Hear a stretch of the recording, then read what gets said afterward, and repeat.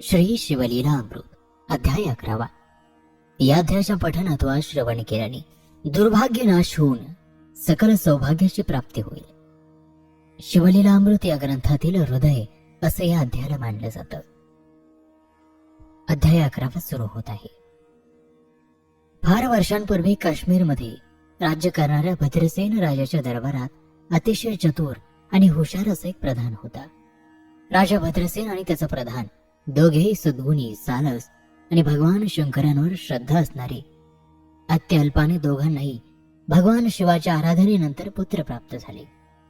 राजपुत्र सुधर्म आणि प्रधान पुत्र तारक आपल्या वडिलांप्रमाणेच शिवभक्त असल्याने त्यांची ही मैत्री होती।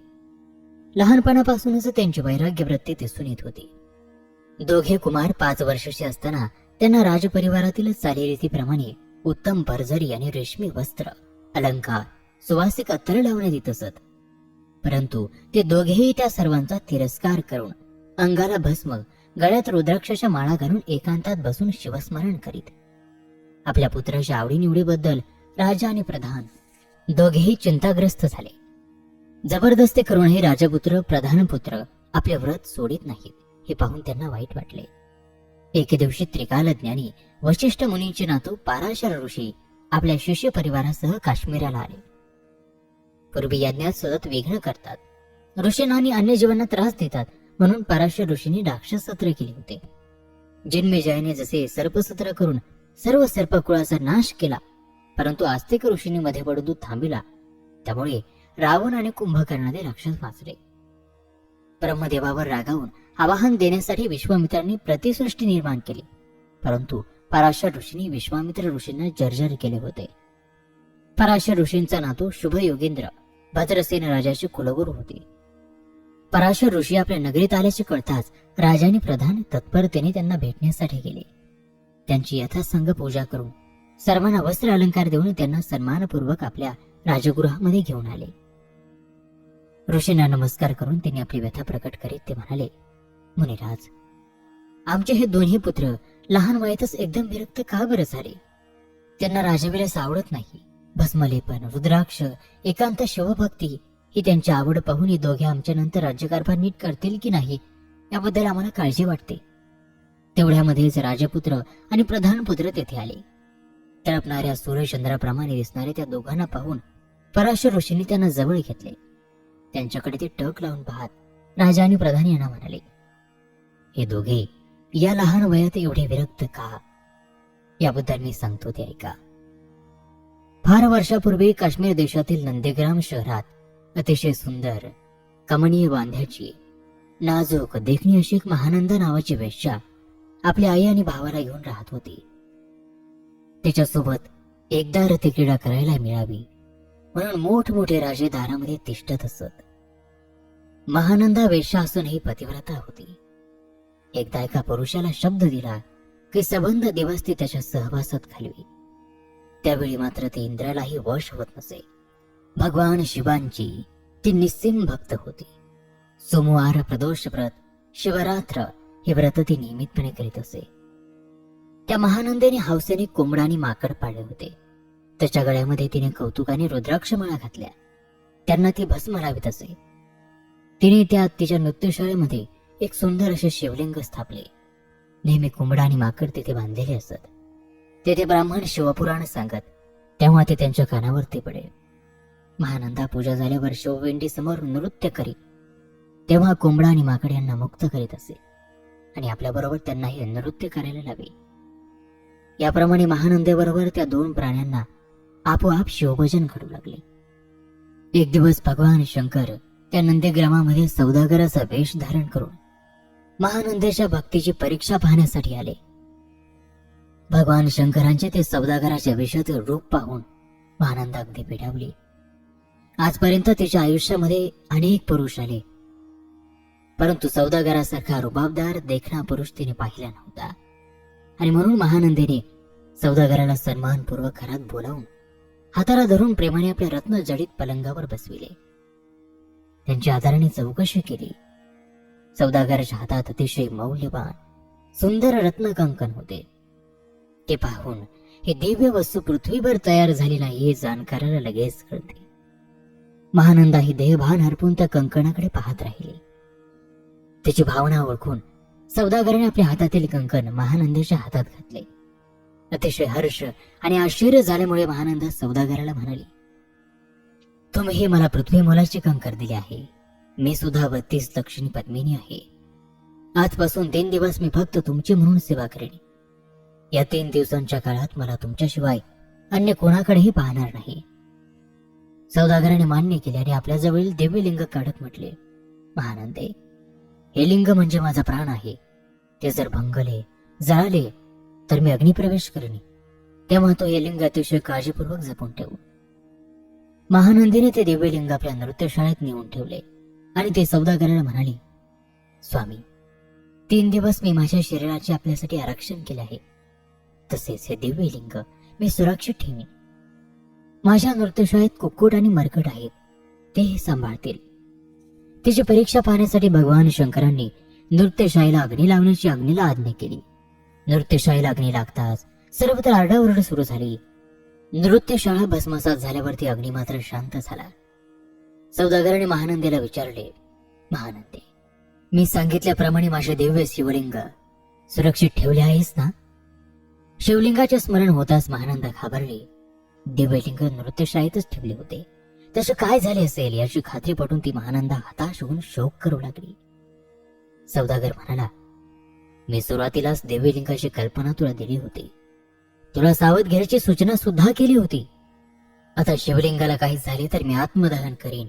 हे ठरल्याप्रमाणे मी आत्मदहन करीत आहे.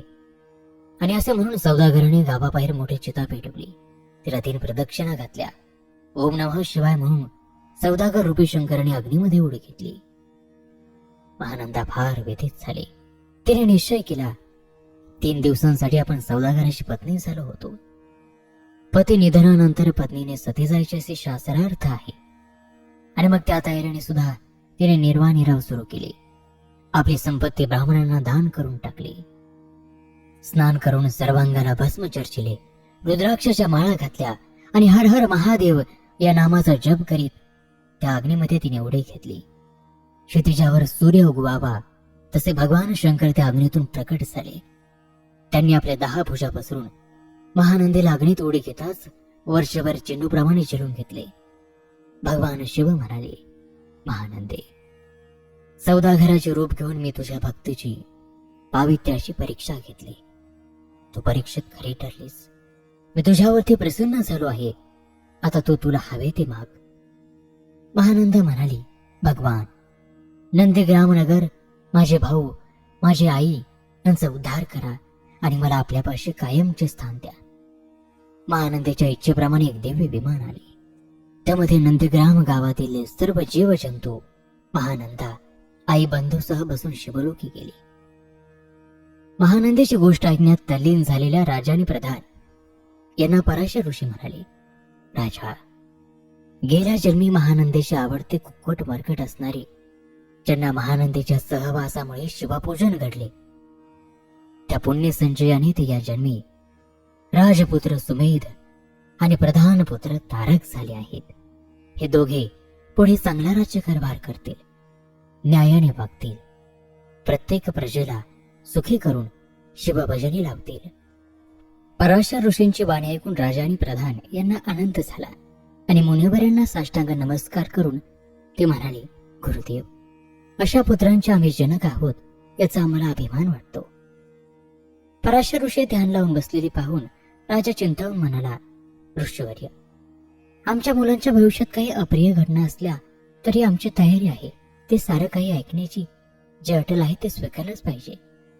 तेव्हा पराशर ऋषी म्हणाले, राजा, जे सत्य आहे तेच मला सांगितले पाहिजे, नाहीतर माझ्या ज्ञानाला, साधनेला खोटेपणाचा दोष लागेल.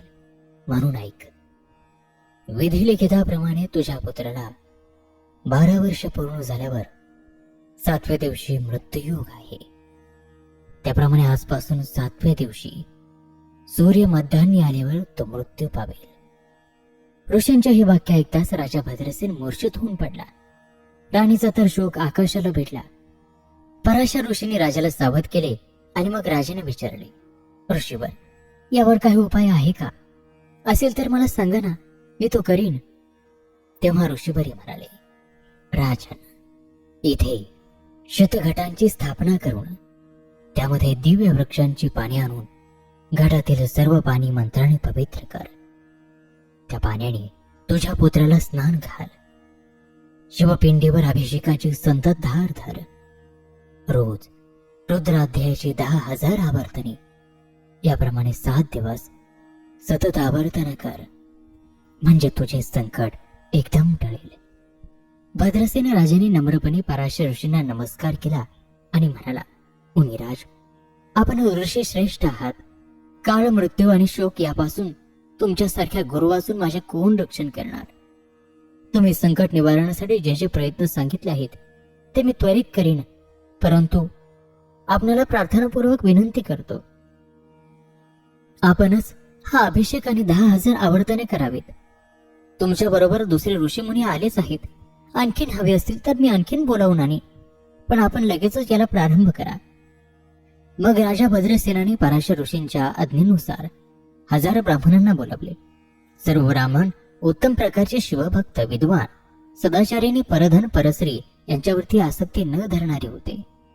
आकाशातून भरधाव वेगाने जाणाऱ्या सूर्याचा रथ शाप देऊन थांबवू शकतील असे त्यांचे मंत्र सामर्थ्य होते. असे 1000 ब्राह्मण आल्यावरती पराशर मुनींनी तीर्थक्षेत्रीचे पाणी, आंब्याची ताजे पाणी आणून 1000 घटांची स्थापना केली. पवित्र नद्यांचे पाणी, आंब्याची पाने प्रत्येक घटामध्ये घातली. सर्व तयारी होताच रुद्रघोष सुरू झाला. शिवनामाचा गजर सारखा रात्रंदिवस सुरू होता. अशा तऱ्हेने 7 दिवस पूर्ण झाले. 7व्या दिवशी पूर्वी वर्तिलेल्या भविष्याप्रमाणे यमराज बाळ सुधर्माचे प्राण देण्यासाठी राजा भद्रसेनाच्या घरी आले. मृत्यू घटका भरली. सुधर्मा बेशुद्ध होऊन पडला. अतिशय व्याकुळ झाला. नंतर पराशर ऋषींनी स्थापना केलेल्या घाटातील पवित्र पाणी बाळाच्या अंगावरती शिंपडले. त्याबरोबर बाळ सुधर्मा हळूहळू शुद्धीवर आला. त्याने डोळे उघडून पाहिले. अतिशय आनंदाने भद्रसेनाच्या डोळ्यातून आनंद अश्रू गळू लागले. सुधर्मा उठून बसला. पराशर मुनी राजाला म्हणाले, बाळाच्या मृत्यूची वेळ टळून गेली. आपण जिंकलो. आणि मग त्यांनी सुधर्माला विचारले, तुला काही आठवते का? सुधर्मा म्हणाला, हो, मला चांगले आठवते आहे. ज्याचे लांब सुळे, तोंडाबाहेर आलेले लाल डोळे, जटावर बांधलेल्या कपाळाला शेंदूर असा एक भयंकर पुरुष माझा जवळ आला आणि त्याने माझ्या दंडाला धरले. तो मला धरून नेत असताना व्याघ्रांवर नेसलेले, अंगाला भस्म लावलेले 4 पुरुष तेथे आले. हातात लखलखती शस्त्रे घेऊन त्यांनी मला त्या भयंकर पुरुषापासून सोडवले आणि त्या भयंकर पुरुषाला पकडून मार देत देत घेऊन गेले. सुधर्माने असे सांगताच रुद्र महिम्याची सर्वांना प्रचिती आली आणि त्याबरोबर राजा भद्रसेनासह सर्वांनी भगवान शिवाचा जय जयकार केला आणि सर्व ब्राह्मणांना लोटांगण घातले. स्वर्गातून देवांनी पुष्पवृष्टी केली. मंगलवाद्य वाजू लागली. त्यानंतर राजा भद्रसेनाने पुन्हा एक होम केला. त्या निमित्ताने ब्राह्मणांना मिष्टान्न, वस्त्र, अलंकार, मनसोक्त दान आणि धर्म केला. सर्व याचक तृप्त केले. त्यावेळी अचानक देवर्षी ब्राह्मण यज्ञमंडपात अवतरले. त्यांना पाहताच यज्ञकुंडातून प्रत्यक्ष अग्नी त्यांच्या दर्शनासाठी बाहेर आला. पराशर ऋषी राजा भद्रसेनासह सर्वांनी त्यांना आदरपूर्वक नमस्कार केला. त्यावेळी नारद मुनी म्हणाले, मी स्वर्गातून पृथ्वीवर येत असताना वाटेत भगवान शिवांचे 4 दूत मी पाहिले. मृत्यूला ते बांधून नेत होते. मी चौकशी केली तेव्हा कळले की तुमच्या पुत्राचे मरण चुकले आहे. रुद्रानुष्ठान करून तू फार धन्य झाला आहेस राजन. तुझ्या पुत्राच्या रक्षणासाठी शिवाने वीरभद्राला पाठविले होते. देवर्षी नारदांचे बोलणे ऐकून भद्रसेनाला फार आनंद झाला. त्याने लीनतेने वारंवार नमन केले, लोटांगण घातले. मुलाच्या मृत्यूचे अरिष्ट टळल्याबद्दल आनंदाने 1000 रुद्र करून मोठा उत्सव केला. अशा तऱ्हेने 100 रुद्र केल्यास मनुष्य शतायुषी होतो. रुद्र महिम्याचा हा अध्याय ऐकला तरी शिवरूप होऊन जन्म मृत्यूच्या फेऱ्यातून तो मुक्त होतो. पुढे भद्रसेन राजाने सुधर्माला आपले राज्य दिले. तारकाला राज्याचे प्रधानपद दिले आणि प्रधानासह राजा वानप्रस्थ आश्रमाचा स्वीकार करून तप करण्यासाठी निघून गेला. भगवान शंकरांनी दिव्य विमान पाठवून त्यांना स्वर्गामध्ये नेले. तेथे ते दोघे विष्णुलोक, ब्रह्मलोक येथे काही दिवस राहिले आणि शेवटी शिवस्वरूपात विलीन झाले. श्रुतः हा 11वा अध्याय म्हणजे प्रत्यक्ष 11 रुद्रच आहेत. हा अध्याय भक्तिभावाने ऐकणाऱ्याला 11 रुद्र प्रसन्न होऊन मनात इच्छिलेले फळ प्राप्त करून देतात. संपूर्ण शिवलीला अमृत जर एखाद्याला वाचणे किंवा ऐकणे शक्य नसेल तर कमीत कमी हा अध्याय तरी ऐकायला हवा. हा अध्याय म्हणजे एक रुद्र केल्याचे पुण्य मिळते. तर असा हा शिवलीला अमृत ग्रंथातील 11वा अध्याय या ठिकाणी समाप्त होत आहे.